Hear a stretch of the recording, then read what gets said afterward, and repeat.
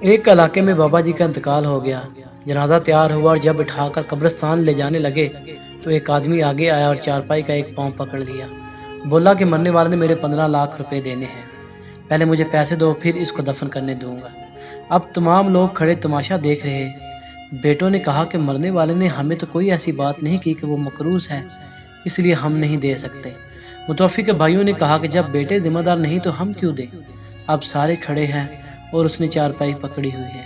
جب کافی دیر گزر گئی تو بات گھر کی عورتوں تک بھی پہنچ گئی۔ مرنے والے کی اکلوتی بیٹی نے جب بات سنی تو فوراً اپنا سارا زیور اتارا، اپنی ساری نقدی رقم جمع کر کے اس آدمی کے لیے بھجوا دی اور کہا کہ اللہ کے لیے یہ رقم اور زیور بیچ کے اس کی رقم رکھو اور میرے ابو جان کا جنازہ نہ روکو، میں مرنے سے پہلے سارا قرض ادا کر دوں گی اور باقی رقم کا جلد بندوبست کر دوں گی۔ اب وہ چارپائی پکڑنے والا شخص کھڑا ہوا اور سارے مجمع کو مخاطب ہو کے بولا، اصل بات یہ ہے کہ میں نے مرنے والے سے 15 لاکھ لینا نہیں بلکہ اس کا دینا ہے، اور اس کے کسی وارث کو میں جانتا نہ تھا تو میں نے یہ کھیل کھیلا۔